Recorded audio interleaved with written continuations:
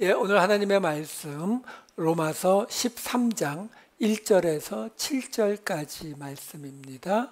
로마서 13장 1절에서 7절까지 말씀 제가 읽어드리도록 하겠습니다. 각 사람은 위에 있는 권세들에게 복종하라. 권세는 하나님으로부터 나지 않음이 없나니 모든 권세는 다 하나님께서 정하신 바라. 그러므로 권세를 거스르는 자는 하나님의 명을 거스름이니 거스르는 자들은 심판을 자취하리라. 다스리는 자들은 선한 일에 대하여 두려움이 되지 않고 악한 일에 대하여 되나니 내가 권세를 두려워하지 아니하려느냐? 선을 행하라. 그리하면 그에게 칭찬을 받으리라. 그는 하나님의 사역자가 되어 내게 선을 베푸는 자니라. 그러나 내가 악을 행하거든 두려워하라. 그가 공연히 칼을 가지지 아니하였으니 곧 하나님의 사역자가 되어 악을 행하는 자에게 진노하심을 따라 보응하는 자니라. 그러므로 복종하지 아니할 수 없으니 진노 때문에 할 것이 아니라 양심을 따라 할 것이라. 너희가 조세를 바치는 것도 이로 말미암음이라. 그들이 하나님의 일꾼이 되어 바로 이 일에 항상 힘쓰느니라. 모든 자에게 줄 것을 주되 조세를 받을 자에게 조세를 바치고 관세를 받을 자에게 관세를 바치고 두려워할 자를 두려워하며 존경할 자를 존경하라. 아멘. 지난주가 아니라 2주 전이라서 또 다 날려버리셨죠. 네. 사도 바울이 계속 이 로마 교회에 대해서 그 안에서 벌어지는 그 갈등에 대해서 그들이 어떻게 다시 하나가 돼야 되는지를 이야기하고 있었죠. 그래서 지지난주에는 특별히 그것들에 대해서 모아서 사도 바울이 이야기했었습니다. 그 구절을 잠깐 함께 볼게요. 12장 9절, 17절, 21절을 보시면은 이게 주제였죠. 바로 사랑에는 거짓이 없나니 악을 미워하고 선에 속하고 악을 악으로 갚지 말고 선한 일을 도모하며 악에게 지지 말고 선으로 악을 이기라. 이 주제를 놓고 결국 우리에게 가장 기억에 남는 게 뭐였다고요?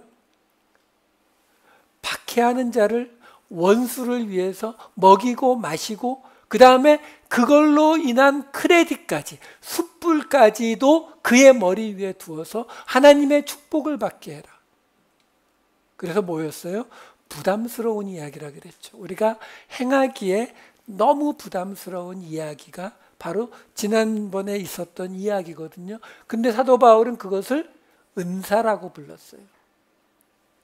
그러니까 우리 모두에게서 다 똑같은 모습이 나타나는 것이 아니라 다 다른 모습들로 나타날 것이다 라고 이야기해 줬다는 거죠. 자, 그 은사라고 하면은 우리가 뭘 봤었냐면 은사에 대해서 가장 많이 나왔던 고린도전서 12장이 있었고 그 12장의 맨 끝에 가서 내가 더 큰 은사를 보이리라 하고 13장 고린도전서 13장 사랑 이야기가 나왔거든요. 자, 그렇다면 사도 바울이 그 패턴으로 쓰고 있었다면 우리가 지난주에 보았던 12장, 이 로마서 12장의 이야기가 바로 은사에 관한 이야기가 있었으면 그 다음에 나올 이야기는 사랑에 관한 이야기가 나오는 것이 맞죠? 예, 맞아요. 그래서 이 로마서에서도 사랑 이야기가 나옵니다. 어디에? 13장 8절에 나와요. 13장 8절을 보시면 피차 사랑의 빚 이외에는 아무에게든지 아무 빚도 지지 말라. 남을 사랑하는 자는 율법을 다 이루었느니라. 자, 고린도전서에서처럼 지금 똑같은 패턴으로 은사를 설명하고 그 은사의 가장 큰 것, 결국 결론은 사랑. 왜요? 이 모든 것이 공동체를 놓고 하는 이야기이기 때문에. 그렇죠? 똑같거든요. 자, 문제가 뭐냐면 고린도전서에서는 12장 은사에서 13장 사랑으로 곧장 이어지는데 여기서는 12장 은사 이야기가 끝나고 13장 사랑 이야기가 8절에 가서 나오고 그 사이 1절부터 7절 오늘 본문이 끼어 들어가 있다는 거예요. 자, 그러면 이 이야기가 왜 끼어 들어가 있느냐라는 거죠. 여러분, 사실 성경에 나오는 구절들 가운데에서 논란이 많은 구절들이 많아요. 교리적으로 뭐 여러 가지 기준에 따라서 논란이 되고 이게 맞다 저게 맞다 이 말씀은 이런 뜻이다 저런 뜻이다 이런 논란이 굉장히 많은 말씀들이 많은데 그 중에서 교리적인, 논리적인 어떤 이런 문제가 아니라 실제 역사 속에서 가장 큰 문제를 야기한 구절을 꼽아라. 그러면 오늘 본문이에요. 기독교 2000년 역사 동안에 가장 큰 문제를 야기했습니다. 왜 그랬을까요? 1절, 2절 좀 보죠. 각 사람은 위에 있는 권세들에게 복종하라. 권세는 하나님으로부터 나지 않음이 없나니 모든 권세는 다 하나님께서 정하신 바라. 그러므로 권세를 거스르는 자는 하나님의 명을 거스름이니 거스르는 자들은 심판을 자취하리라. 한마디로 뭐예요? 위에 권세 있는 권력을 가진 그 모든 것은 하나님이 정하신 것이기 때문에 복종하라는 거예요. 무조건 복종해라. 복종 안 하면 어떻게 된다고요? 하나님의 심판이 있을 것이다. 대략 짐작이 가시죠? 왜 이게 역사적으로 큰 논란을 가져왔는지. 이게요, 이 기독교 역사상 있었던 유명한 신학자들, 교부, 철학자들의 이 구절에 관한 논란만 살펴봐도 얼마나 왔다 갔다 하는지를 알 수 있어요. 바로 이 사도 바울의 시대에 그 이후에 로마의 핍박이 아주 강할 때, 그때에는 우리도 잘 아는 폴리캅이라든가 클레멘스라든가 이런 교부들이 뭐라고 해석했냐면 이 구절은 모든 권세에 복종하라는 뜻은 아니고 하나님 앞에 올바로 된 권세에만 복종하는 거다라고 해석해 줬어요. 왜? 로마의 핍박을 받고 있었거든요. 근데 그러다가 로마의 국교가 되잖아요. 로마의 국교가 되니까 어떻게 됐을까요? 그 다음에 나온 가이사라의 유세비우스 같은 교부는 뭐라고 이야기하냐면 이거는 나라는, 황제는 하나님이 세우신 것이기 때문에 다 복종해야 된다. 그렇게 조금 몇백 년 또 지나가다가 이번에는 교황이 세워지기 시작합니다. 교황이 세워지니까 이 대목은 어떻게 돼요? 교황에게 무조건 복종해야 된다. 토마스 아퀴나스 같은 사람이 이런 말 합니다. 바뀌는 거죠. 그러다가 그럼 종교 개혁가들은 어땠을 것 같아요? 마르틴 루터, 칼빈, 쯔빙글리 같은 종교 개혁가들은 이 카톨릭에 대해서 싸우는 입장이잖아요. 그러니까 당연히 옳지 않은 권력에는 저항해도 된다. 또 이렇게 바뀌는 거예요. 이 구절을 똑같은 구절을 가지고 그렇게 설명하고 있는 거예요.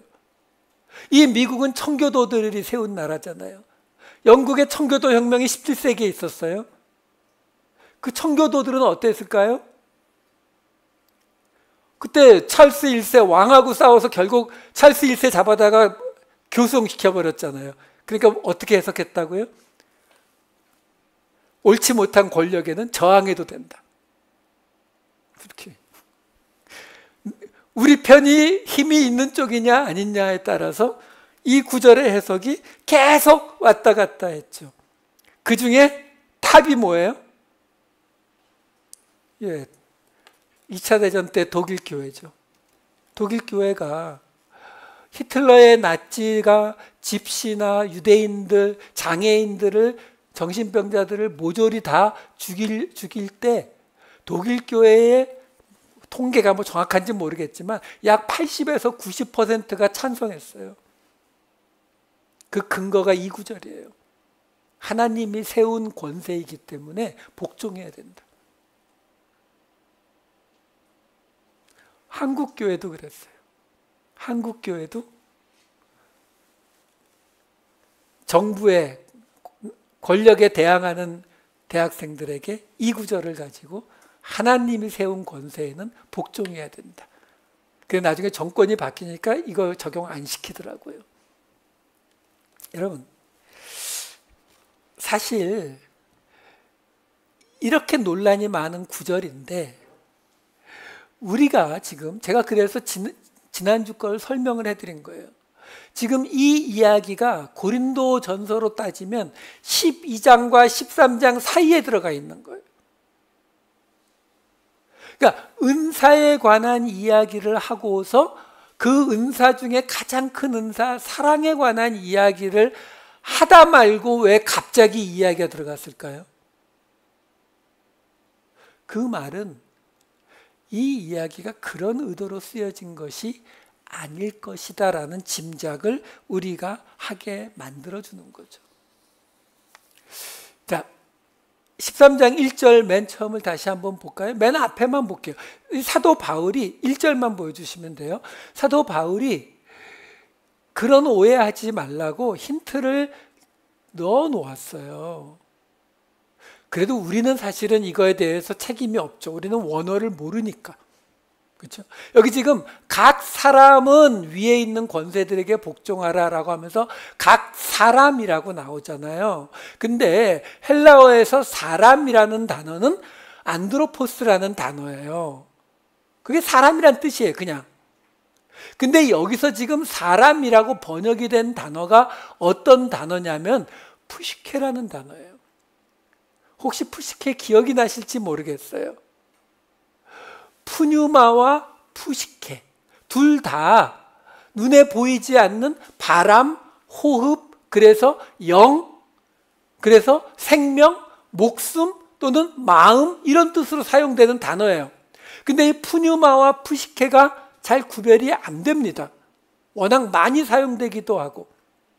이 이야기는 제가 2023년 6월 달에 금수저가 되었다면이라는 설교에서 이 푸뉴마와 푸시케를 다 설명을 해놨어요. 그걸 참고하세요. 여기서 간단하게 설명드리면 사도 바울은 푸뉴마라는 단어는 주로 하나님에 관계된 경우에 사용을 했고, 왜? 의미가 거의 같으니까. 이 푸시케라고 하는 단어는 사람에 관련된 경우에 주로 사용을 했어요. 자, 예를 하나 보여드릴게요. 고린도전서 15장 45, 46절 보시면 기록된 바 첫사람 아담은 생령이 되었다 함과 같이 여기 생령, 마지막 아담은 살려주는 영이 되었나니 그러나 먼저는 신령한 사람이 아니요 육의 사람이요 그 다음에 신령한 사람이니라. 여기에 나오는 이 영이라는 단어들을 제가 원어로 보여드릴게요. 원어에 이렇게 나와요. 기록된 바 첫사람 아담은 영이 되었다. 아담의 영은 푸시케라고 지금 말을 해요. 그리고 마지막 아담, 그리스도의 영은 푸뉴마라고 이야기하죠. 푸뉴마, 영이 되었나니 그러나 먼저는, 그러니까 아담은 신령한 푸뉴마의 영이 아니요. 그 다음 아담은 누구라고요? 육의 사람이요라고 번역된 게 푸시케의 형용사형이에요. 푸시키코스. 그러니까 이거는 뭐라고 번역을 할까요? 하여간 우리 번역으로는 다 영인데 사도 바울이 지금 아담의 영은 푸뉴마의 영이 아니라 푸시케의 영이다라고 말하고 있는 거예요. 그리고 그 다음에 예수 그리스도의 영은 푸뉴마다. 이렇게 구별을 하는 거예요. 그러니까 예를 보여드린 거예요. 그러니까 푸뉴마는 하나님에 관련된 영, 또는 뭐 생명, 또는 뭐 호흡, 또는 뭐 이런 거. 푸시케는 사람에 관련된. 사도 바울이 대략 이런 식으로 구분해서 사용을 한다는 거예요. 자, 그러면 문제는 뭐냐면 오늘 본문에 나오는 각 사람은 이라고 하는 그 번역 잘못된 게 아니에요. 왜? 영, 호흡, 생명, 목숨 이러니까 사람으로 번역을 해도 돼요.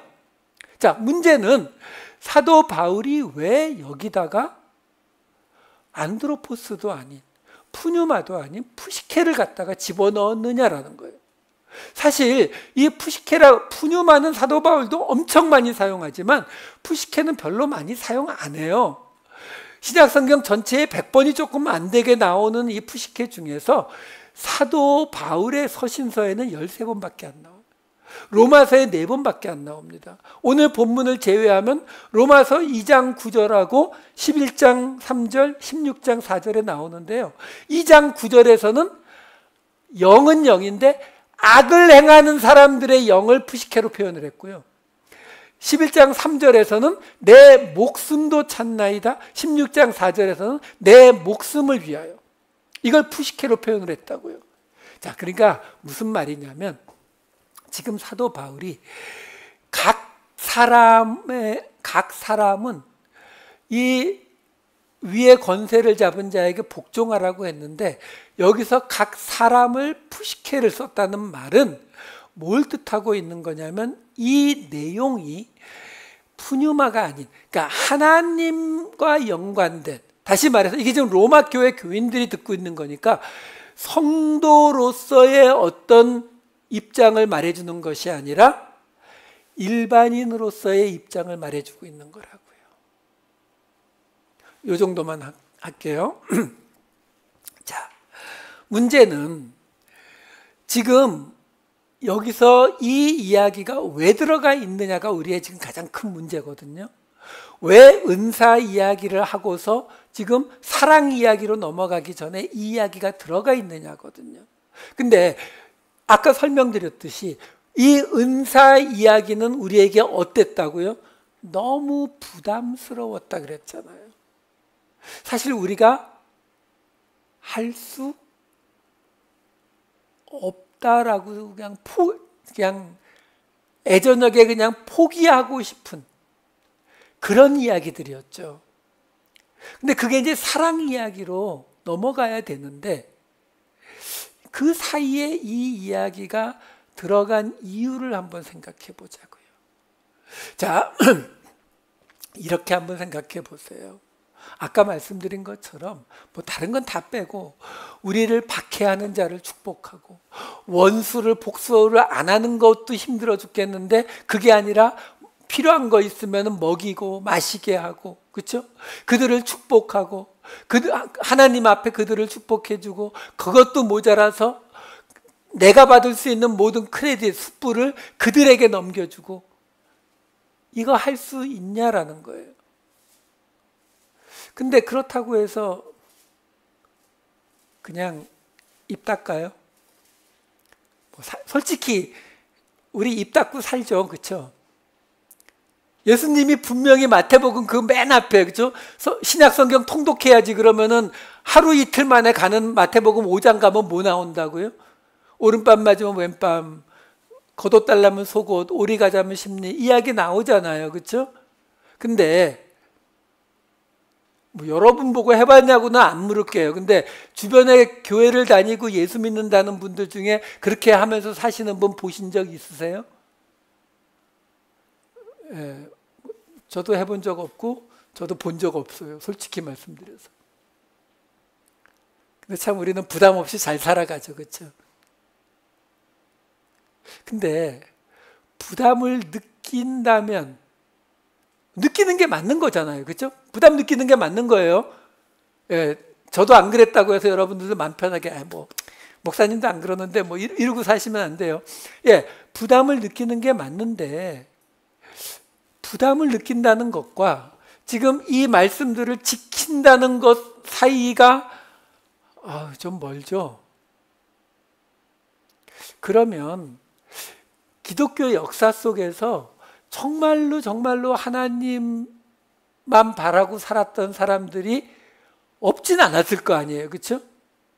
근데 그런 사람들은 이런 문제를 어떻게 해결했을까요? 어떻게 해결했을 것 같으세요? 아니, 옛날이라고 해서 그 사람들이 오른밤 맞으면 왼밤 되고 오리 가자면 심리 가고 이런 식으로 살아갔을 수 있었을까요? 못했다면 그들에게도 우리만큼의 똑같은 그 부담들이 있었을 텐데 그 부담들을 가지고 어떻게 그리스도인으로 살아갈 수 있었느냐라는 거예요. 그래서 찾은 방법이 뭔지 아세요? 수도원이요. 저기 산속에 가서 높은 담 쌓고 그 안에서 그 뜻대로 그 뜻 맞는 사람들끼리 10명, 20명 딱 모여 있잖아요. 그럼 그 속에서는 할 수 있어요. 왜? 오른뺨을 안 때리거든요. 그렇잖아요. 자기들끼리 뭘 때리겠어요? 그 안에서 누가 걷어달라고 하겠어요?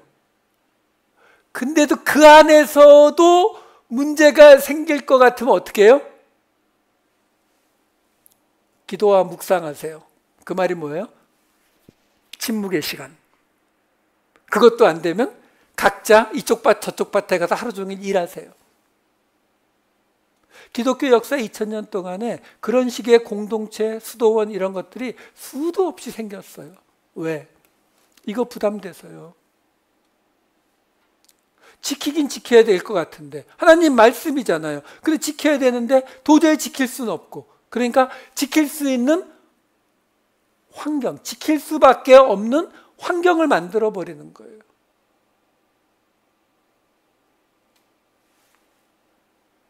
우리는 안 그런 것 같으세요? 우리도 그래요. 어떻게? 저도 집사 시절에 한창 막 뜨거울 때 그럼 어떻게 해요? 일주일에 시간만 나면 교회로 가요. 뭐 토요일은 말할 것도 없고 주일에 하루 종일 살고 1년에 한두 번 있는 휴가도 교회 일 하느라고 다 써버리고.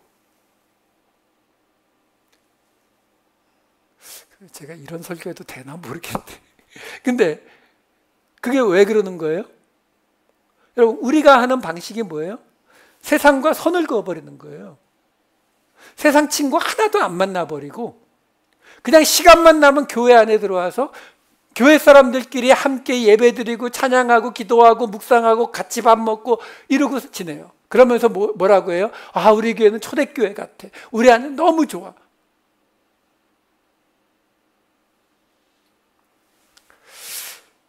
그럴까요? 그래서 사도 바울이 지금 이 이야기를 여기다 집어넣은 거예요. 왜? 머리에 숯불을 이으라는 거, 악으로 선을 이기라는 거, 이거 안 된다는 거 알거든요. 근데도 사도 바울이 얘기를 하잖아요. 그거 하고 나면 우리에게서 나올 반응은 뻔하거든요. 이거 지켜내려면 둘 중에 하나예요. 산속으로 들어가든지. 여러분 불교가 왜 다 절을 산속에 지어요? 불교는 본래 그게 전문이에요. 불교가 본래 가르치는 게 뭐예요? 이 세상의 모든 번뇌를 떠나서 이 세상의 이 고통의 바다, 고해 같은 이 세상의 모든 번뇌를 떠나서 무로 돌아가는 거거든요. 근데 그게 지하철 속에서 될 것 같으세요? 사람 많은 저 유가가 알렉산드리아 만나는 곳에 가서 그게 되겠어요? 안 되니까 산속에 처박혀 버리는 거예요. 그래야 이 모든 일단 내 바깥에서 들어오는 이런 것들을 최대한 차단해야 그게 가능해지니까요. 근데 우리가 믿는 예수님의 가르침은 그렇게 가르치지 않으시거든요. 세상 속으로 들어가서 도리어 바리새인들 똑같잖아요. 바리새인들도 자기들이 그 이스라엘 사회 속에 똑같이 살아갔지만, 그렇죠? 죄인들, 부정한 자들 가까이 안 했잖아요. 밥도 같이 안 먹잖아요. 아예 끊어버리는 거예요. 근데 예수님은 어떻게 하셨다고요? 가서 같이 어울리시고 같이 밥 먹었다고요. 전도하러 가셨다 이런 생각하지 마세요. 아니요. 그들과 함께 있는 속에서 말씀대로 살아가려고 하는 게 그리스도인이에요. 높은 탑 쌓고 울타리 세우고 그 안에서 우리끼리 이러고 살라고 하나님의 말씀을 주고 계시는 게 아니라고요.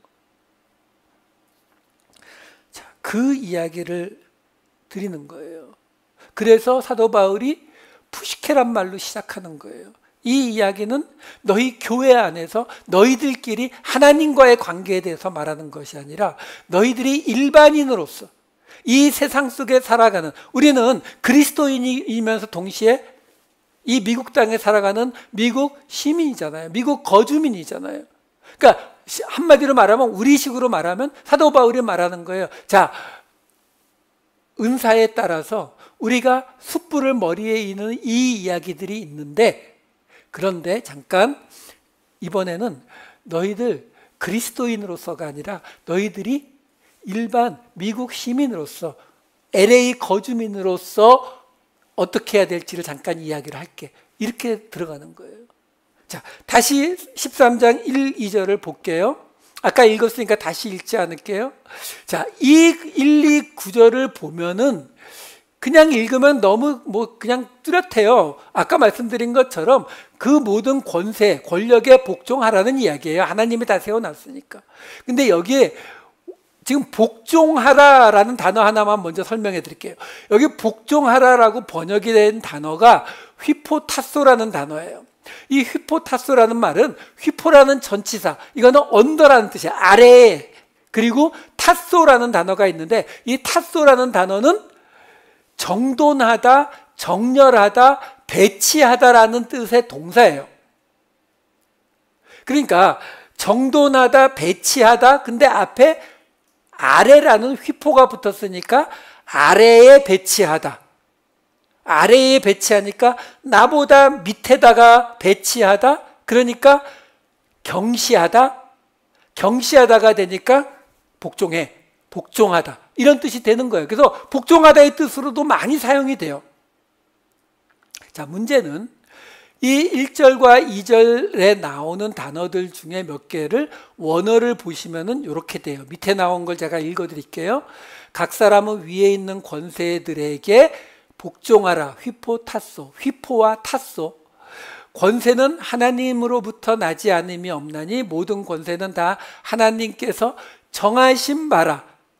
아까 정렬하다, 배치하다라는 뜻이라 했잖아요. 타소. 이게 타소예요. 그리고 그러므로 권세를 거스르는 타소 앞에 안티가 붙은 안티타소예요. 자는 하나님의 명령을, 여기 디아타게라고 되어 있는데 디아와 타게가 뭐냐면은 타소의 명사형이에요. 그러니까 무슨 말이냐면 지금 로마서 13 가장 논란이 되는 이 1, 2절을 보시면은 사도 바울이 헬라어를 보면은 뭘 말하고자 하고 있는 거냐면 모든 권세는 하나님이 배치하신 거라는 거예요. 그러니까 그 하나님이 배치하신 것 아래에 들어가 있으라는 거예요. 그러니까 그러면서 뭐라고 하냐면, 그러니까 그 하나님이 배치하신 것을 안티하는 것은 하나님이 배치하신 명령을 어기는 것이다. 디아타소. 이렇게 되는 거예요. 그러니까 지금 이 문장, 이 1, 2절에서 사도 바울이 강조하고자 하는 단어가 뭐냐면 타소. 하나님이 정렬하신 것, 하나님이 배치하신 것. 하나님이 배치하신 것을 따르는 것이 휘포타소, 타소의 아래에 있는 것. 하나님이 배치한 명령에 반대한, 디아타소에 반대하는 게 안티타소. 이렇게 되는 거예요. 그러니까 결국 이 이야기는 뭘 말하고 있는 거라고요? 이 모든 것을 하나님이 세팅해 놓으신 거니까 하나님의 뜻대로 복종해라. 이건 똑같아요. 근데 그 복종하라는 게 지금 우리가 따지고 있는 그 권력을 잡은 자들의 명령에 복종하라는 것이 아니라, 하나님이 어떤 사람은 권세자로 세우고 어떤 사람은 노예로 놓고 어떤 사람은 남자로 놓고 어떤 사람은 여자로 놓고 어떤 사람은 부자로 만들고 놓고 어떤 사람은 가난한 자로 놓고 이 모든 것들이 하나님이 그렇게 배치해 놓으신 것이다 라고 말씀하고 계시는 거예요. 자, 그러면 이것을 지금 우리가 보고 있었던 이 말씀을 통해서 잠깐 설명을 드리면 이렇게 볼 수 있어요. 골로새서 1장 16절을 보시면은 만물이 그에게서 창조되되 하늘과 땅에서 보이는 것들과 보이지 않는 것들과 혹은 왕권들이나 주권들이나 통치자들이나 권세들이나 만물이 다 그로 말미암고 그를 위하여 창조되었고. 자, 이 말씀은 우리에게 뭘 말해주냐면 우리가 하나님이 이 세상을 창조하셨습니다 라고 말할 때에 우리는 우주와 별과 달과 이런 거 다 창조하셨다라고만 생각을 하는데 여기는 뭐도 말해요? 보이지 않는 것들. 그렇죠? 그래서 왕권, 주권, 통치자, 권세 이런 것들도 하나님이 다 창조하신 것이다. 이걸 말하는 거예요. 그러니까 하나님이 다 창조하신 것이니까 뭐라고요? 로마서 9장 21절에 뭐가 있었어요? 토기장이가 진흙 한 덩이로 귀 있을 그릇, 천 있을 그릇 만드는 권한이 없느냐. 그래서 로마서 10장 12절은 뭐라고 나와요? 유대인이나 헬라인이나 차별이 없습니다. 왜? 한 분이신 주께서 모든 사람의 주가 되기 때문에. 자, 여러분 여기서 우리가 분명히 아셔야 되는 게 있는 거예요. 뭐냐면 사실요, 이 사도 바울의 서신서에 논란이 되는 구절들은 다른 것들도 많아요. 대표적인 게 뭐가 있냐면 에베소서 6장 5절 하나만 예를 보여드릴게요. 종들아 두려워하고 떨며 성실한 마음으로 육체의 상전에게 순종하기를 그리스도께 하듯 하라. 사도 바울의 서신서에는 종이 주인을 섬기는 것을 당연시 여기는 듯한 대목들이 꽤 나옵니다. 그것만 나와요? 여자가 남자보다 못한 존재인 것 같이 말하는 대목들도 꽤 많이 나와요.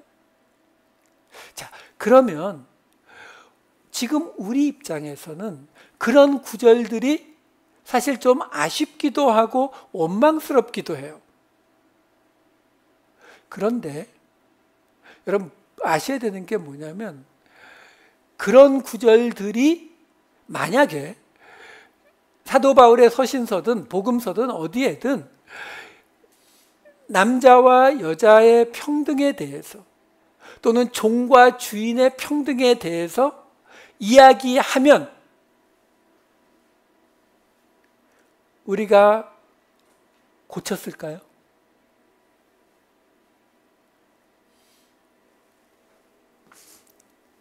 여러분, 우리가 인류 역사 속에서 많은 정치, 경제 제도들이 생겼다가 없어졌어요. 지금 우리는 정치적으로는 민주주의, 경제적으로는 자본주의 시스템 속에서 살아가잖아요. 그렇죠? 근데 그러면 민주주의, 자본주의 속에 살아가면 더 이상 이 사회에는 문제가 없어요? 여러분, 사도 바울이 유대인이나 헬라인이나 남자나 여자나 종이나 자유인 모두 그리스도 앞에서 똑같다고 이야기 한두 번 한 게 아니에요. 거기 그런 말씀이 없어서 우리가 그런 거 안 지켰다고요? 아니요. 시간이 되다 보니 제가 옛날에 닭을 길러봤거든요. 닭을 한 20마리까지 길러봤는데 수탉이 당연히 이거죠. 많은 암탉 중에서요, 수탉이 유난히 좋아하는 암탉 한 마리가 생겨요. 그러면은 그 암탉이 나머지 암탉들을 엄청나게 핍박합니다. 옆에서 보기가 싫을 정도로 핍박을 해요. 쪼고 막 피가 나도록 쪼고 먹이 못 먹게 하고 그래요. 그래서 이 의로운 제가 개입을 해가지고 그 암탉을 하도 못되게 구니까 화나잖아요. 그 암탉을 빼서 옆에 있는 작은 데다 가둬버렸어요. 그랬더니 어떤 일이 벌어졌을까요? 수탉이 저한테 쳐들어오진 못하니까 수탉은 그 중에 또 다른 한 암탉을 이제 더 베스트로 지정을 했고, 그 핍박받던 암탉 중에 다시 베스트가 된 그 암탉은 이제 또 다른 암탉들을 똑같이 핍박하더라고요. 여러분, 그게 우리의 본성이에요, 본성. 그러니까 우리가 지금 민주주의와 자본주의는 우리가 아직까지 만들어낸 제도 중에 가장 최선의 제도가 맞아요. 근데 그렇다고 해서 이 안에는 그러면 남녀의 차별, 종과 주인의 차별 같은 그런 모든 게 없어요? 아니죠. 지금도 권력 있는 사람과 권력 없는 사람, 돈이 많은 사람과 돈이 없는 사람, 뭐 이런 차별은 지금도 똑같거나 어떤 면에서는 더 심하죠. 그건 우리 본질이거든요. 그러니까 지금 여기 사도 바울이 이야기하는 거예요. 지금 하나님이 원하시는 게 뭐예요? 지금 2000년 전 이들에게 야, 모든 인간은 하나님 앞에 똑같은 거야, 평등한 거야. 그러니까 종들아, 그 종의 자리에 머물러 있지 말고 그 자리에서 일어나서 저 주인들을 물리치고 평등한 사회를 건설해. 그래서 해봤잖아요, 공산주의. 했더니 어떻게 돼요? 이번엔 노동자가 흔히 말하는 중산층, 부르주아지를 핍박하는 모습으로 나타났던 게 공산주의 아니었어요? 왜? 그게 우리 본성이니까. 그러니까 성경은 지금 이런 이야기들을 할 때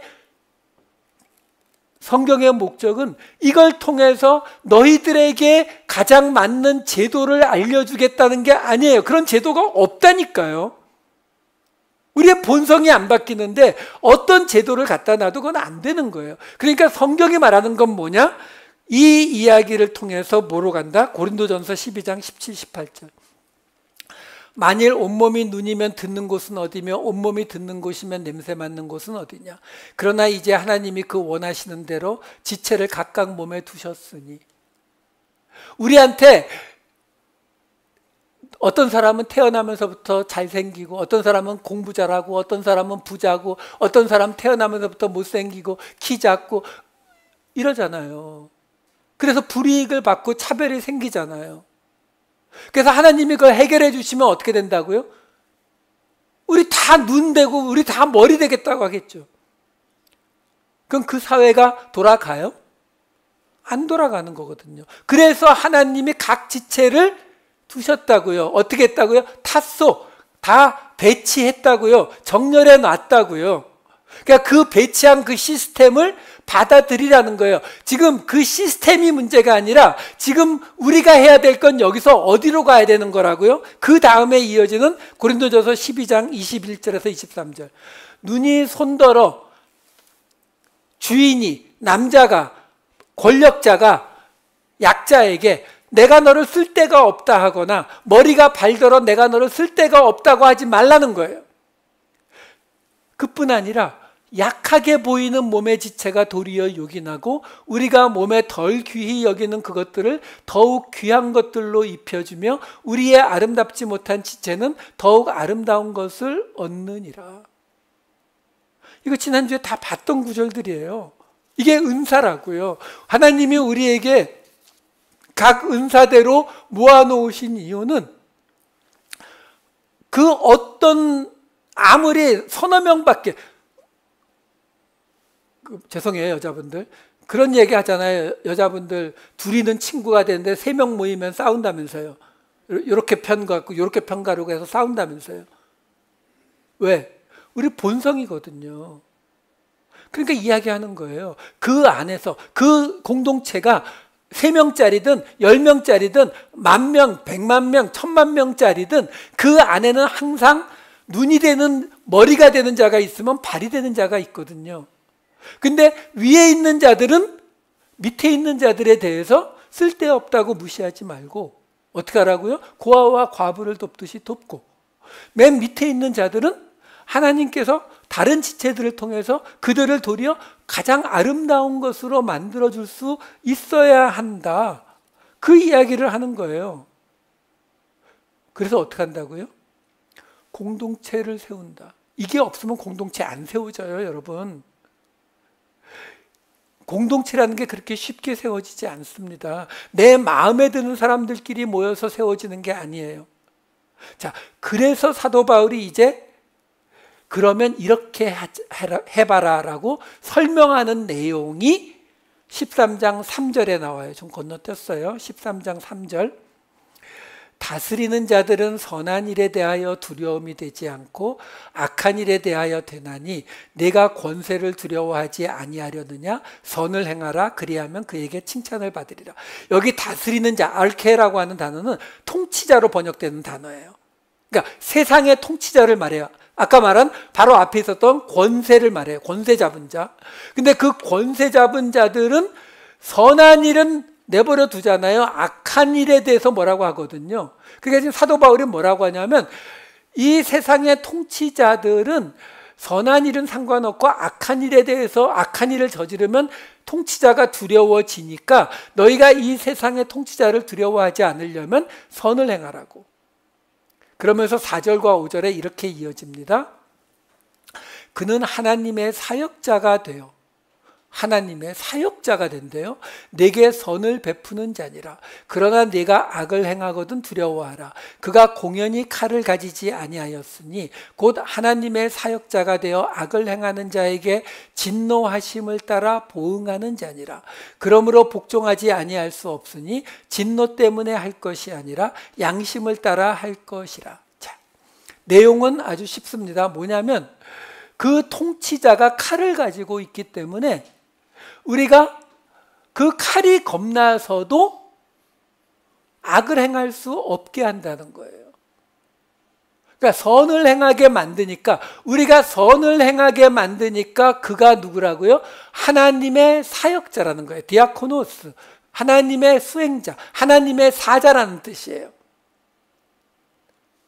여러분, 하나님의 일을 감당한다고 해서 하나님의 사람이라는 증명이 되지 않아요. 전에도 말씀드렸다시피 예수님의 이름으로 귀신 내쫓고 예수님의 이름으로 온갖 일을 행해도 예수님이 나는 너희들을 모른다라고 했어요.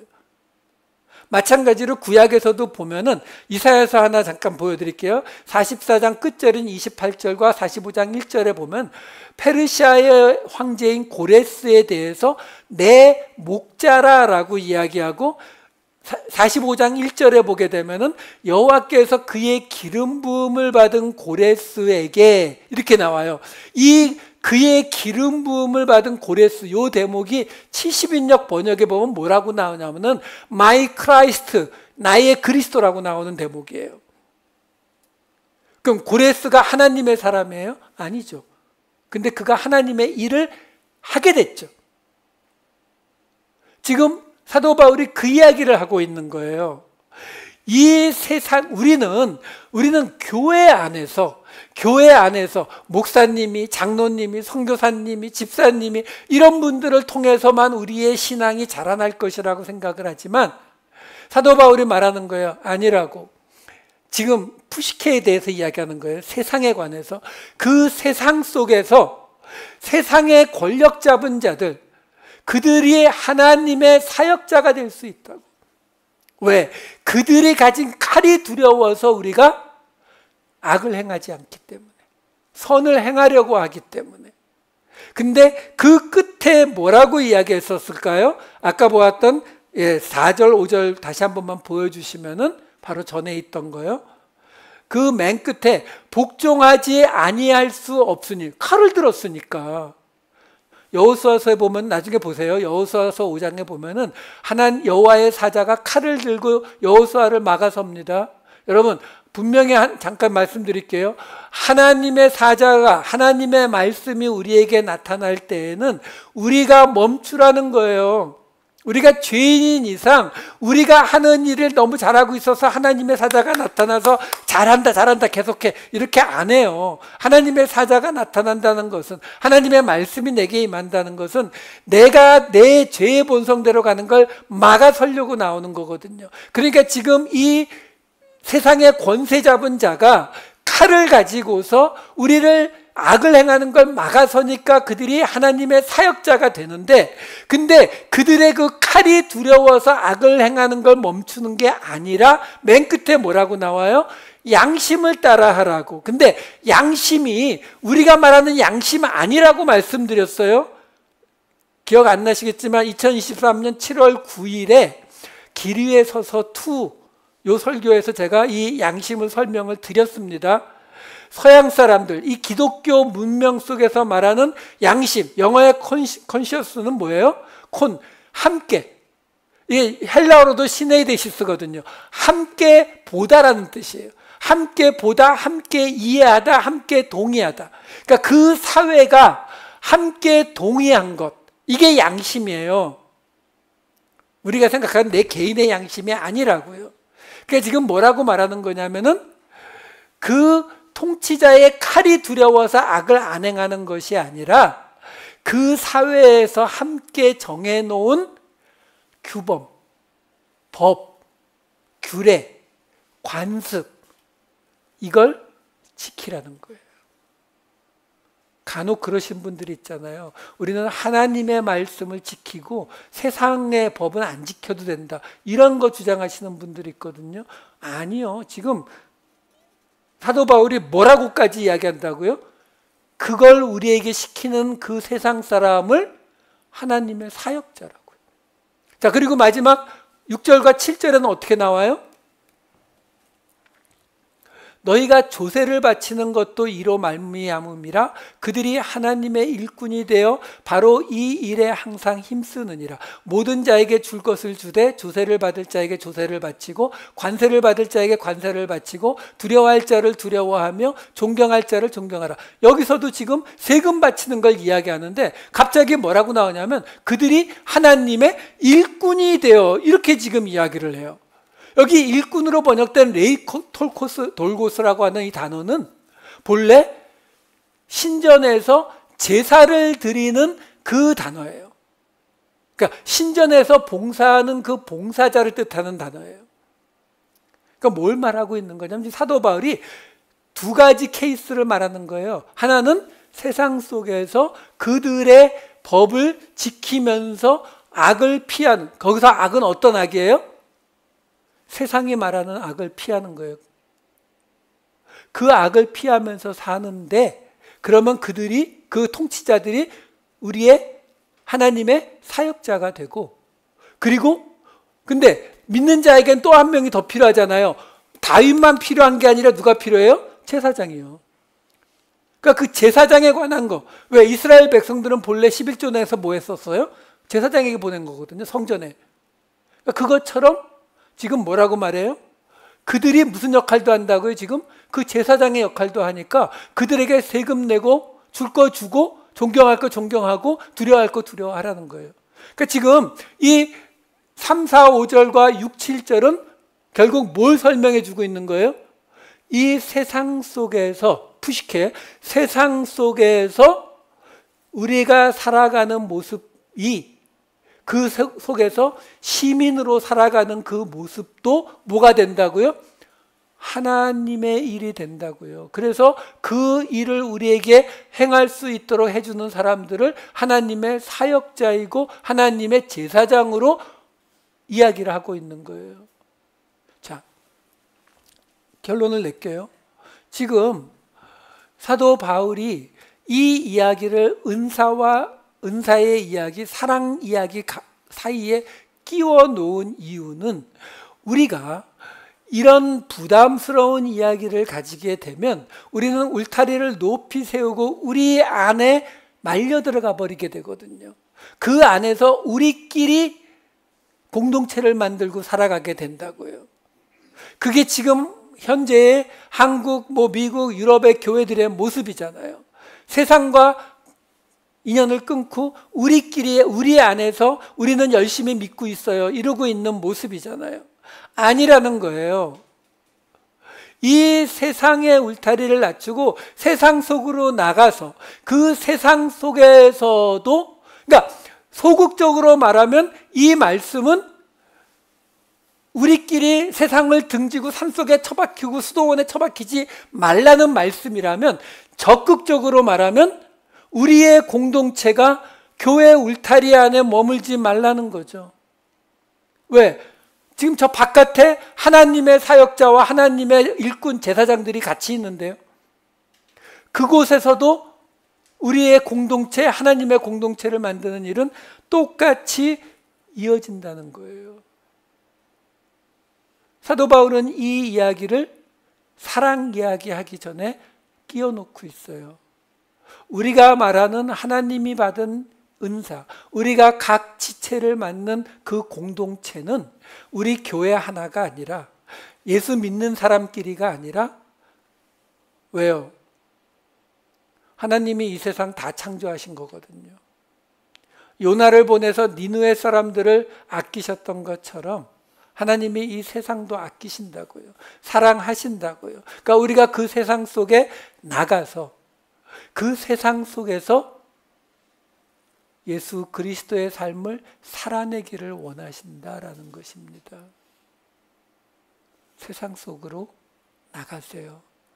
우리끼리 교회의 울타리 안에서만 그리스도인 하지 마시고 세상 속에 그리스도인으로 살아가시는 저와 여러분 되시기를 우리 주님의 이름으로 축원합니다. 기도하시겠습니다. 사랑이 많으신 아버지 하나님, 울타리를 내리게 하시고 세상 속으로 나가서 우리와 다른 사람들을 용납하여 그리스도의 몸을 이 세상 속에 세워갈 수 있는 우리가 되게 하여 주시옵소서. 저희로 세상과 함께 울 수 있게 하시고 세상과 함께 웃을 수 있게 하셔서 세상 속에서 그리스도인으로 살아가는 새로운 한 주 되게 하여 주시옵소서. 감사드리옵고 이 모든 말씀 우리 주 예수 그리스도의 이름으로 기도하옵나이다. 아멘.